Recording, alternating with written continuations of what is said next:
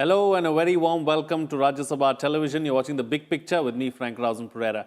Well, External Affairs Minister S. Jaishankar and Defence Minister Rajnath Singh held the third edition of the 2+2 talks with US Secretary of State Mike Pompeo and Defence Secretary Mark Esper. Both sides were assisted by top military and security officials. The Basic Exchange and Cooperation Agreement was signed during the dialogue. This allows both countries to share sensitive information regarding satellite and sensor data. In this edition of The Big Picture, we will analyze the takeaways from the 2+2 dialogue. Joining me on the program today are Jitendranath Misra, former ambassador, Dr. Sreeram Chaulia, foreign affairs expert, and Major General Ravi Arora, retired defense analyst. Thank you to all my guests for joining me on this edition of The Big Picture. Let me bring in Sreeram Chaulia into the picture now. So what is the messaging from all of this? What is it, that we take away from this, really, Sreeram Chaulia? Well, Frank, Mike Pompeo said big things are happening. And I think one must underline big things because even the foundational defense agreements, look at the timeline. 2002 was the first one. Then long, hiatus with nothing happening, with, continued fears and mistrust and such stuff. And then suddenly, once Narendra Modi comes in, they're shedding the inhibitions, overcoming the old hesitation. And suddenly 2016, Lemova, 2018, Comcasa, 2020, Beka. So I think the signaling is, and then the Americans are very forthright. Pompeo said that India and the US now are seeing with greater clarity the threat being posed by the Chinese Communist Party to freedom and security in the region. Mark Esper said something like, we stand shoulder to shoulder against the destabilizing activities of China in the region. So I think the message is out there. And Dr. Jaishankar, our foreign minister, was asked by the press corps, is this all about China really? And is that the signaling we are doing? And then he said, it's about India and the US, and there is convergence. And he made a very important point that we need a multipolar Asia. What does it mean? Indirectly, in a diplomatic way, in a suave way, what we are saying is it is about China. And it is a central reason why this convergence is happening. As Ambassador was saying, now there's also greater urgency. I think Trump administration awoke to the China threat a little late, until 2019, first 3 years, they were more interested in, the trade deal and finding some kind of a, political win for Trump over, commercial concessions from Beijing. But now, after the coronavirus started, it's, I think, quite clear they are almost on an offensive now. And every day you hear some new measure by the US against China. So this new Cold War, or whatever we want to call it, is on. So I think that is the context, Frank, of this closer embrace and the tighter embrace. And the other point I wanted to make was the signaling is also to the Indian Ocean region as a whole. You see, Defense Minister Rajnath Singh mentioned that now the US Navy is going to have a liaison person on the IFC, the International Fusion Center of the Indian Ocean region that we have established recently to share information about all sea-based maritime incidents and events.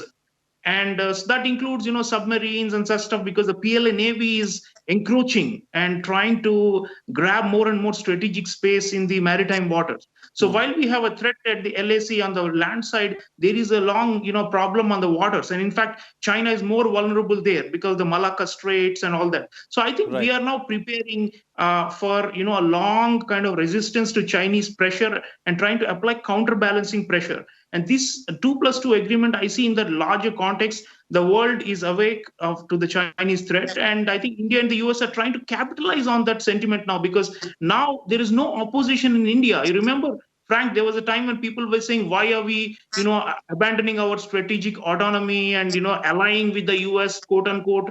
We are not allying. We are not a non-NATO ally. We are only a major defense partner. But we are trying to maximize it and to expand it beyond just bilateral, make it truly strategic, which means we are going to shape the region, Sri Lanka, Maldives, Indonesia. Pompeo is going, and we are supporting that initiative. Earlier, we used to be hesitant about the US being involved in our immediate neighborhood. Now we are saying the US is welcome because together, along with other like-minded parties, we are going to create this new Asian power balance. Sreeram Chaulia, so where are the ties headed really in the near future?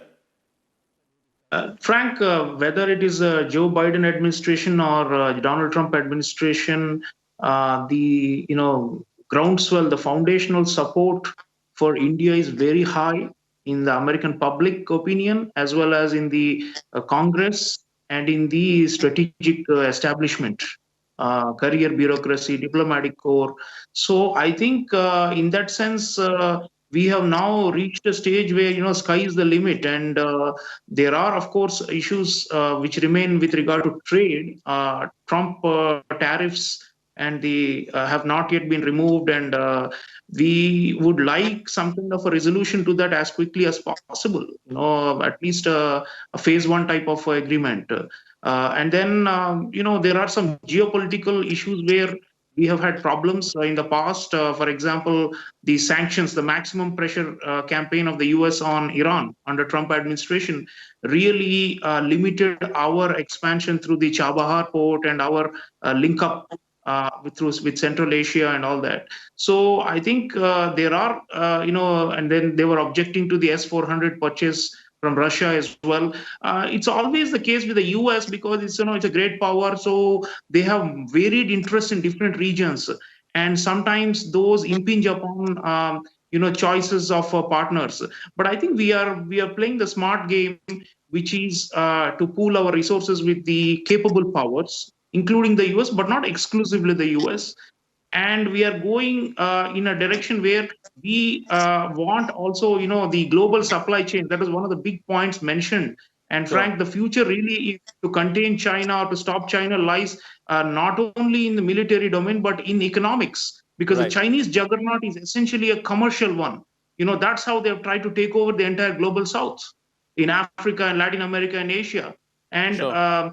to put up a joint front, infrastructure development. That is one area it was mentioned today in the 2+2 dialogue, that the Blue Dot initiative of the US with Japan, we have a partnership for quality infrastructure. I think the connectivity, if we come up with, we strengthen the Asia-Africa growth corridor, which we are doing with Japan, with the US also heavily involved. If we actually combine, this is really the time for what Right. Dr. Jaishankar and Prime Minister Modi promote, which is a plurilateral approach, because small groups of like-minded countries, 3, 4, 5, 6, 7, quad plus, I think that's the way forward. The US will remain, but given the peculiarities of the US and the shift sometimes in policies, whenever there's a change in administration, we need to make sure that our eggs are spread out, and I think we are doing the right thing. So the Right. US Point is taken. central, but not exclusively the only one option for us. Sreeram Chaulia, close the show for us with a quick concluding remark.